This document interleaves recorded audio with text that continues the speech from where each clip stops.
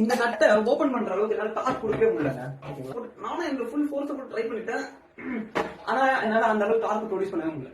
But இந்த இடத்துல dark formula எனக்கு ஹெல்ப் பண்ணுச்சு. என்னன்னு பாத்தீங்கன்னா T equal to torque is equal to force, நம்ம கொடுக்குற ஃபோர்ஸ் மல்டிப்ளை பை நான் அந்த ஃபோர்ஸ் கொடுக்க யூஸ் பண்ற பொருளோட லென்த், அதாவது R ஓகேங்களா, ரேடியஸ் மல்டிப்ளை பை sin θ ஓகேங்களா. சோ டெக்னிக்கலி இந்த ஃபார்முலா மூலமா எனக்கு என்ன தெரிய வருதுன்னா, நான் கொடுக்குற ஃபோர்ஸ என்னால இதுக்கு அதிகமா கொடுக்க முடியாது. சோ அதனால F வந்து ஃபிக்ஸ்டு.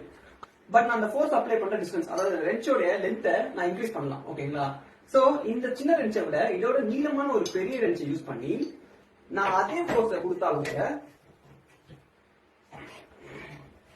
என்னால அந்த நட்டை ஈஸியா ஓபன் பண்ண முடியுது ஓகேங்களா.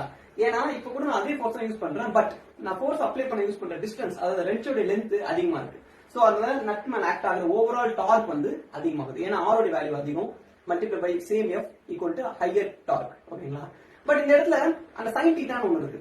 அது என்னன்னு பாத்தீங்கன்னா, ஆக்சுவலா இந்த நீங்க ஃபோர்ஸ் அப்ளை பண்ணும்போது இந்த லீவருக்கு உங்க கை வந்து செங்குத்தா இருக்கும் ஓகேங்களா. இதுவே உங்க கை நீங்க இப்படி வச்சோ இல்ல இப்படி வச்சோ அப்ளை பண்ணீங்கன்னா அந்த ஃபோர்ஸ அதே அளவுக்கு டார்க் உங்களுக்கு கிடைக்காது, கம்மியா கிடைக்கும். சோ அதனால அந்த ஆங்கிளை பேஸ் பண்ணி டார்க் நிர்ணயிக்கப்படுறதுனால அந்த ஆங்கிளையும் நீங்க மல்டிப்ளை பண்ணணும். சோ டெக்னிக்கலி sin 90 போட்டீங்கன்னா உங்களுக்கு மேக்ஸிமம் ஃபோர்ஸ் கிடைக்கும். அதை விட கம்மியான ஆங்கிள் கொடுத்தீங்கன்னா உங்களுக்கு கம்மியான டார்க் கிடைக்கும். சோ இதுக்கு ரொம்ப இன்ட்ரெஸ்டிங்கான எக்ஸ்பெரிமெண்ட் பேஸ் பண்ண சயின்ஸ் எக்ஸ்பிளனேஷனுக்கு நம்ம ENS சேனலை மறக்காம ஃபாலோ பண்ணுங்க.